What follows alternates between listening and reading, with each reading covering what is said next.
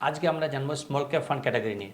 ধরুন আজকে আপনি ইনভেস্টমেন্ট করতে যাচ্ছেন, অনলাইনে রিসার্চ করছেন, তো প্রথমেই দেখবেন কি স্মল ক্যাপ ফান্ড ক্যাটাগরি। কেন বলুন তো? কারণটা হচ্ছে আপনি পাস্ট পারফরমেন্স দেখে ইনভেস্টমেন্ট করতে যাচ্ছেন।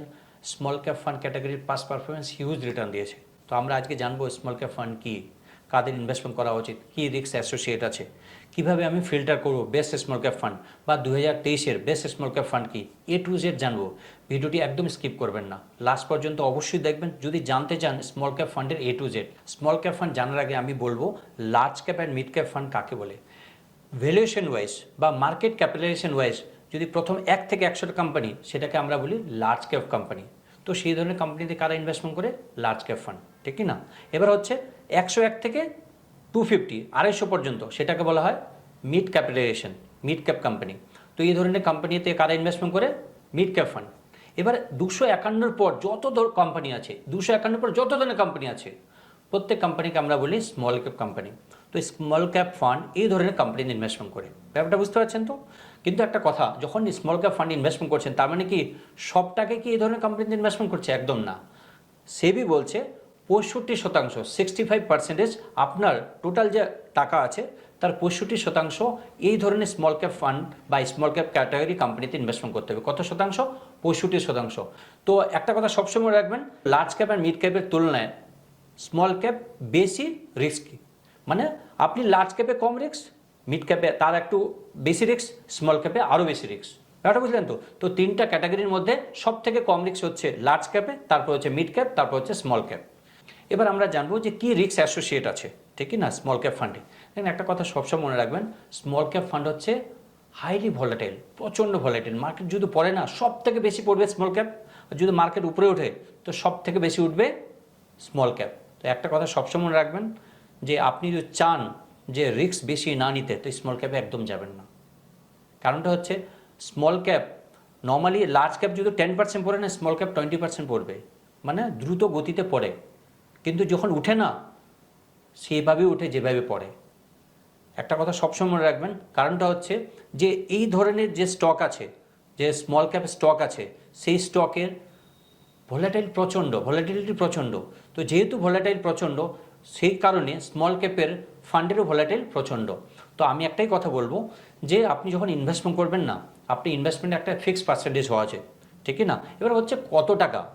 ধরুন আপনি লার্জ ক্যাপ, মিড ক্যাপ বা স্মল ক্যাপে ইনভেস্টমেন্ট করছেন, তো অ্যালোকেশন কত হওয়া উচিত, ঠিক না? আপনার লার্জ ক্যাপ, মিড ক্যাপে যাই অ্যালোকেশন হোক না কেন, স্মল ক্যাপে আপনার হওয়া উচিত 20% of your total investment amount. 20%।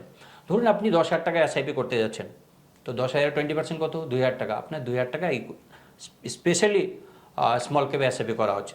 ধরুন আপনার লামসাম 1 লাখ টাকা বা 10 লাখ টাকা ইনভেস্টমেন্ট করতে আছেন, তো সেই ক্ষেত্রে 20%, 1 লাখের 20% কত? 20,000 টাকা। 20,000 টাকা আপনাকে কী করা উচিত? স্মল ক্যাপে ইনভেস্টমেন্ট করা উচিত। বাট আপনি এটাও বলতে পারেন যে আমি প্রথমে 2,000 টাকা ইনভেস্টমেন্ট করতে যাচ্ছি, আমি কি স্মল ক্যাপে করবো? আমি বলবো একদম করবেন না। যখন ইনিশিয়াল বেসিসে ইনভেস্টমেন্ট করেন, তখন লার্জ ক্যাপে করা উচিত, বা আপনি কোথায় করবেন? ইন্ডেক্স ফান্ডে করুন। কারণটা হচ্ছে আপনি এটা ভলাটাইল কম, রিস্ক কম আছে। ধরুন প্রথমে আপনি ইনভেস্টমেন্ট করছেন, আপনি কি করলেন? আপনি লাস্ট পারফরমেন্স দেখলেন যে লাস্ট 3 বছর রিটার্ন 40% বা 30% বা 25%, ঠিক না? আপনি রিটার্ন থেকে ইনভেস্টমেন্ট করলেন, আগামী 2 বছর বা 3 বছর রিটার্ন ভালো দিল না, আপনি কী করলেন? মিউচুয়াল ফান্ড খারাপ বলে বের হয়ে গেলেন। মিউচুয়াল ফান্ডে কী করলেন? খারাপ। কিন্তু আপনি দেখলেন না যেই ক্যাটাগরিতে ইনভেস্টমেন্ট করছেন সেই ক্যাটাগরির কী রিস্ক অ্যাসোসিয়েট আছে, এটা দেখা উচিত। তো আমি আমার পক্ষে বলবো, মানে আমার সাজেশন, যে আপনি যখন ইনিশিয়াল বেসিস ইনভেস্টমেন্ট করছেন, প্রথম ইনভেস্টার 1,000 বা 2,000 বা 3,000 টাকা এসআইপি করতে যাচ্ছেন, স্মল ক্যাপ একদম করবেন না, go with an large cap বা আপনি ইন্ডেক্স ফান্ডও করতে পারেন, ঠিক না? তো কাদের করা উচিত? ধরুন আপনি বাল্ক অ্যামাউন্ট করছেন, মিনিমাম 20% অ্যালোকেশন নিয়ে এখানে ইনভেস্টমেন্ট করা উচিত, বাট লং টার্মের জন্য। এবার কথা হচ্ছে কতদিনের জন্য। লং টার্ম কথার অর্থ হচ্ছে 7 ইয়ার্স অ্যান্ড অ্যাবভ। আমি বলবো 10 বছরের নিচে স্মল ক্যাপে ইনভেস্টমেন্ট করা উচিত না। আপনার 10 বছর আগে টাকার দরকার লাগবে না, সেই টাকাকে স্মল ক্যাপে ইনভেস্টমেন্ট করা উচিত। বাট আপনি এটাও বলতে পারেন যে আমি তাহলে সব টাকাকে ইনভেস্টমেন্ট করে দেবো, আমার তো 10 বছর আগে একটা টাকা দরকার লাগবে না। ধরুন আপনি 10 লাখ টাকা প্ল্যানিং করেছেন, তাতেও আমি বলবো একদম না। কি করা উচিত? প্রপার ওয়েতে অ্যাসেট অ্যালোকেশন করা উচিত, সেখানে 20% স্মল ক্যাপে রাখা উচিত। আমি আপনাকে আবার বলছি যে আপনার যে রিস্ক অ্যাপাটাইট আছে, রিস্ক টেকিং ক্যাপাসিটি আছে, সেই অনুযায়ী আপনাকে ইনভেস্টমেন্ট করা উচিত, ঠিক না? এবার সব থেকে বড় কোশ্চেন হচ্ছে কীভাবে সিলেক্ট করবো বেস্ট স্মল ক্যাপ ফান্ডকে। হ্যাঁ, আমি ফিল্টার করার জন্য 3খানা পয়েন্টকে আমি হাইলাইট করেছে। প্রথম পয়েন্টস কি, যে মিনিমাম এএম ধরেছি 10,000 কোটি টাকা। কত কোটি টাকা? 10,000 crores minimum AM. Minimum age ধরেছি মানে ফান্ডের এজ ধরেছি 10 বছর, মানে যেই ফান্ডের 10 বছর বয়স হয়েছে প্লাস যেই ফান্ডের এএম 10,000 কোটি টাকা আছে। থার্ড নাম্বার হচ্ছে 10 বছরে মিনিমাম 20% রিটার্ন দিয়েছে। তো প্রথম পয়েন্ট হচ্ছে 10,000 কোটি টাকা হয়েছে। দ্বিতীয় পয়েন্ট হচ্ছে যার বয়স 10 বছর হয়েছে। তৃতীয় পয়েন্ট হচ্ছে গত 10 বছরে যে অ্যানুয়ালাইজ 20% রিটার্ন দিয়েছে। তো আমরা স্ক্রিনে চলে যাই, স্ক্রিনে দেখি যে 10,000 কোটি টাকা ইএম প্লাস 10 বছর বয়স হয়েছে, গত 10 বছরে 20% অ্যানুয়ালাইজ রিটার্ন দিয়েছে, এমন কি কি ফান্ড আছে, কতগুলো ফান্ড আছে আমরা দেখে নিই। তো আমরা মিনিমাম কি দিলাম, আমরা 10,000 কোটি টাকা মিনিমাম দিয়েছি। অ্যান্ড মিনিমাম এজ ধরেছি 10 বছর, এটা 10 ইয়ার মানে 10 ইয়ার্স। লাস্ট 10 ইয়ার্সে 20% রিটার্ন দিয়েছি। অ্যান্ড ফিল্টার করার পর থেকে জাস্ট ফিল্টার যখনই করলাম এই 4-5টা ফান্ড আসছে। প্রথম ফান্ড আসছে Nippon India small cap fund, দ্বিতীয়ত হচ্ছে এইচডিএফসি, তারপর এসবিআই, ডিএসপি অ্যান্ড কোটাক। আপনি এখানে দেখেন এই জায়গাটা দেখেন, 10 বছরে কত দিয়েছে, last 10 years annual return Nippon 29%, HDFC দিয়েছে 21%, এসবিআই দিয়েছে 27%, ডিএসপি 25% অ্যান্ড কোটাক হচ্ছে 23। আমি কি বলেছিলাম, প্রথম পয়েন্টস কি বলেছিলাম, 10,000 কোটি টাকা। দ্বিতীয় পয়েন্টস বললাম লাস্ট 10 ইয়ার্সে কত রিটার্নস। অ্যান্ড প্রত্যেকটা ফান্ডই 10 বছর কমপ্লিট হয়েছে, কিছু কিছু ফান্ডের 15 বছরে কমপ্লিট হয়েছে। আমি একটা প্রথমেই বলেছিলাম যে স্মল ক্যাপ ফান্ডে মিনিমাম 65% ইয়ে থাকতে হবে ইনভেস্টমেন্ট। এখানে দেখেন স্মল ক্যাপ কত আছে, 68 আছে নিপ্পনে, এইচডিএফসিতে আছে 78, এসবিআই স্মল ক্যাপে আছে 67 অ্যান্ড ডিএসপিতে আছে 84, কোটাকে আছে 69। এখানে দেখেন মিড ক্যাপেও আছে, এখানে লার্জ ক্যাপেও আছে। নিপ্পনে যদি যান লার্জ ক্যাপে 11%, মিড ক্যাপে 17%, ভ্যারেজ স্মল ক্যাপে 68। এখানে আপনি যদি এসবিআই আসেন, এসবিআইতে দেখুন লার্জ ক্যাপে নীল বরাবর, বাট মিড ক্যাপে 15% আছে। ভ্যারেজ ডিএসপিতে মিড ক্যাপে 9%, কোটাকে মিড ক্যাপে 20%, লার্জ ক্যাপে 4%। তার মানে হচ্ছে মিনিমাম, তার মানে কি হচ্ছে মিনিমাম 65% অ্যালোকেশন থাকতে হবে কোথায়, স্মল ক্যাপ ক্যাটাগরিতে। বাকি আপনি লার্জ ক্যাপও রাখতে পারে ফান্ড ম্যানেজার, বা আপনি স্মল ক্যাপও রাখতে পারে ফান্ড ম্যানেজার, সেটা ডিসাইড করবে। বাট মিনিমাম 65% আপনার কথা থাকবে স্মল ক্যাপে থাকবে।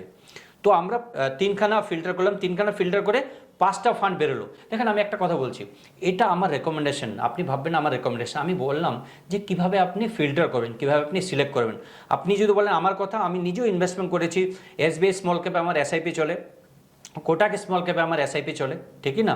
তো আপনি নিজে ডিসাইড করবেন কোন ফান্ডে করবেন। আমি জাস্ট 3খানা ক্যাটাগরি দিয়ে minimum AM 10,000 and minimum age হচ্ছে 10 ইয়ার্স অ্যান্ড লাস্ট 10 ইয়ার্সে 20% অ্যানুয়াল রিটার্ন দেখিয়েছি। তো এই ক্যালকুলেশন করে মানে 3টা ফিল্টার করলে আমাদের কাছে কত দেখাচ্ছে, 5খানা ফান্ড দেখাচ্ছে। দেখেন আজকের দিনে 28টার ঊর্ধ্বে ফান্ড আছে, near about 28 fund small cap. এই 28 ফান্ডের মধ্যে এই 5খানা ফান্ড যার মিনিমাম এএম হচ্ছে 10,000 কোটি টাকা অ্যান্ড মিনিমাম এজ 10 ইয়ার্স।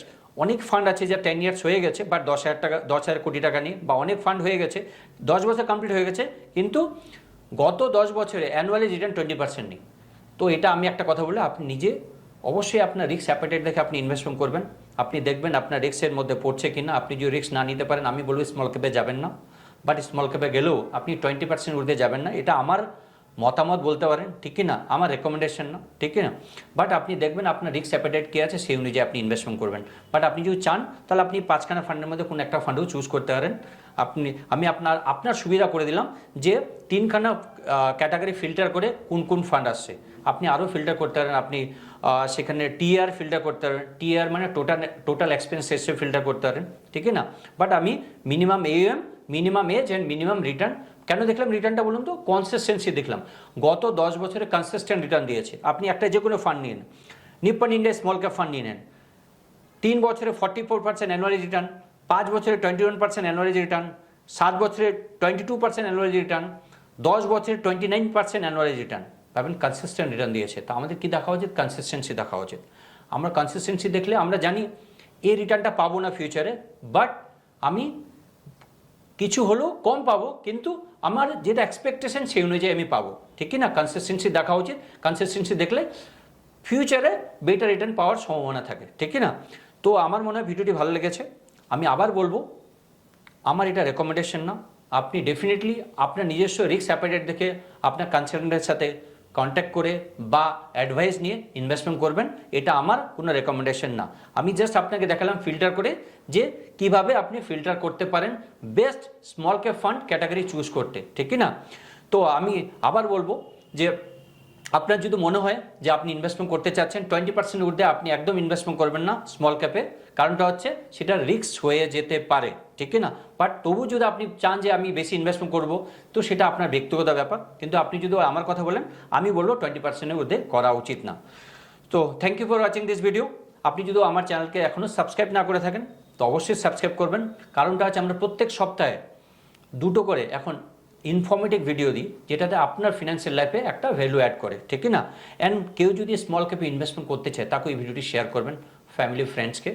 আর একটা কথা বলছি, আপনার যদি মনে হয় ভিডিওটি ভালো হয়েছে তো লাইক অবশ্যই করবেন। কোনো কোয়ারিজ থাকলে কমেন্টে লিখে অবশ্যই জানাবেন। So thank you for watching this video. Thank you.